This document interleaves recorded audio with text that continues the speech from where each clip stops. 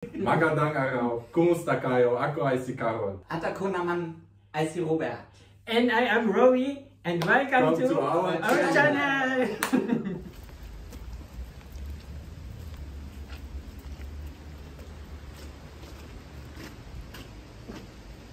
Hello. Good afternoon.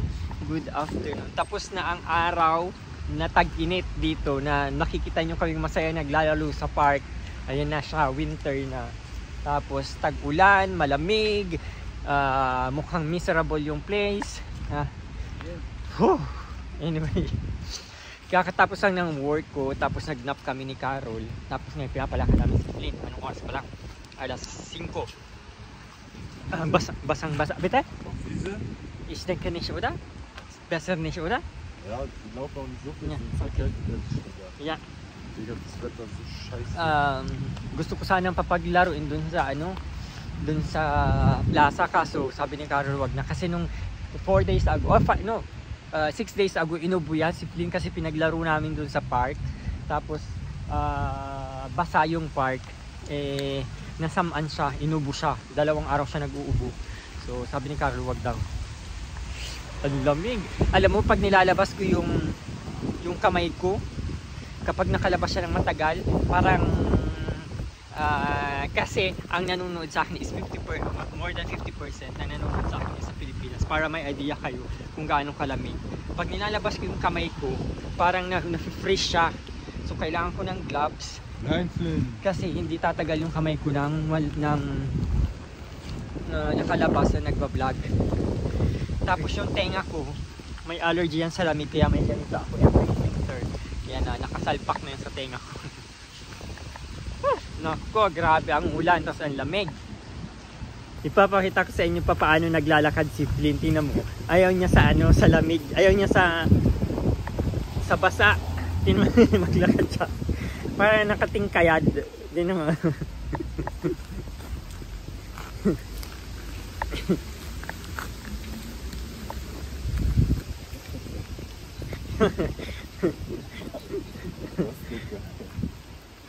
Der denkt, wir lassen ihn aus. Dito ang banyo ni Flynn. Dito ang toilet ni Flynn. Kapag pumunta na yun dyan, tatain na yan. Nagdahanap ng matataihan. Ayan na siya, oh.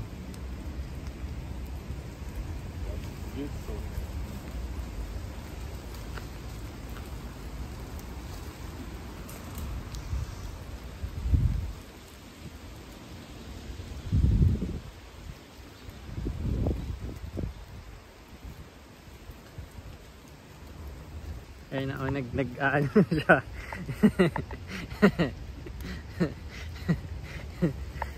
Nagtatain na.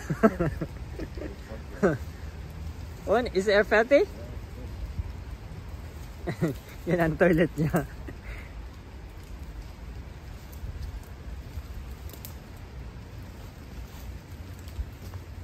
Pag sa ganyan, okay lang na hindi dakutin yung tae. Pero kapag sa daanan, kalsada, dapat dadakutin yung tae. Grabe ang lamig. Tinan mo yung park, walang tao. Tapos, dal ang weather. So, tuyuin muna si Flynn. Flynn! Nakatulog kami. Nakaidlip ako ng 1 oras, and then after nag-work ako sa computer. Ngayon is tinamad na kami lumabas. Bibili sana kami ng something to cook. Sabi ko wag na, ito na lang. Alam mo ang papakain ko sa kanya? Sardinas, tapos gigisahin ko siya sa onions, tapos may itlog, tapos kanin. Parang style na Pinoy style. Why are you here? Magluluto kami. Ay, hindi pa mainit. Hindi pa mainit ang aking oil. Nilagay ko na. Ang maganda dyan kay Carol, hindi siya mapili sa pagkain. Si Robert din naman, hindi siya mapili sa pagkain. Kinakain nila lahat. Ang ano lang ni Robert, ayaw niya na kakain ng tira. Uy, may napasamang shell. Ayaw niyang kakain ng kunyari, natira niya kahapon. Hindi ko na nakuha, hayaan yun.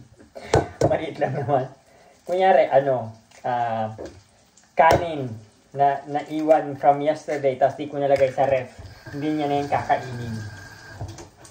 Kasi natatakot daw siya magkaroon ng sakit sa tiyan. So kapag brownish na, ilagay na natin ang parang madaming oil yung saglit lang, tanggalin ko muna yung oil.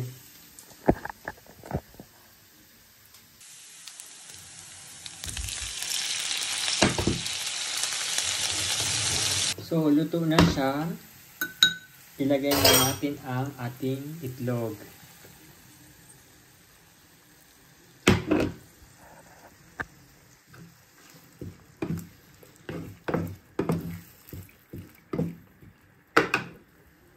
Will you eat it?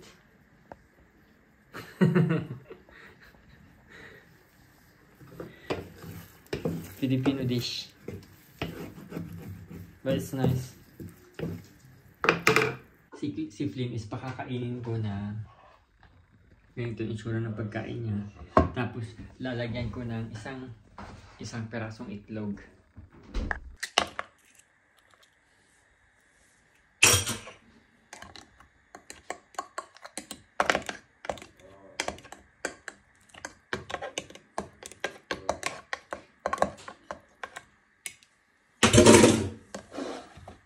Flynn.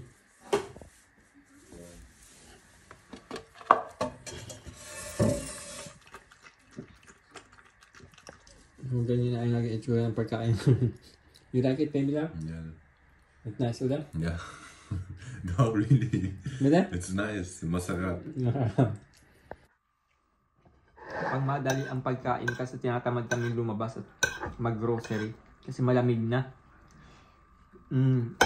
Kung ano na yung nakita sa ref. So it's Friday tonight. Today. Dito siya matutulog. Wala akong pasok tomorrow. And si Robert is darating na tomorrow. Tomorrow evening. Hindi ko alam kung susunduin ko siya. Kasi baka mag-meet kami ni Andre.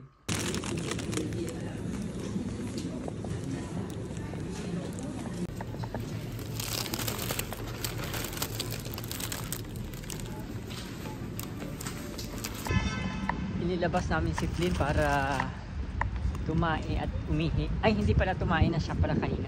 Umihi lang. Kasi alas 8 na. Tapos bago kayo matulog, kailangan niya papaihiin. Yan, latest niya nalalabas ang bahay alas 8. Enough na yun hanggang alas 4. Hindi na siya iihi sa sahig. Alas 4 ulit ako nagigising. Tapos palalabasin ko ulit siya. Tapos, yun. And then, bumili rin kami ng toothbrush at saka ng bread. Ako lang pala bumili.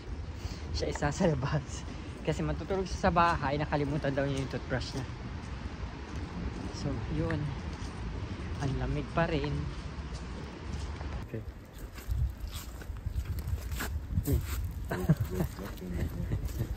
Sollen wir nochmal da lang? Ang laki na ng tree namin, no?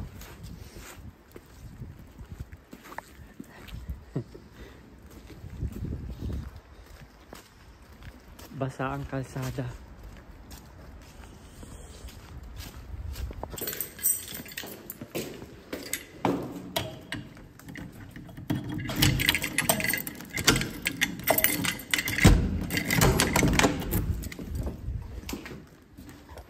So, nandito na kami sa bahay.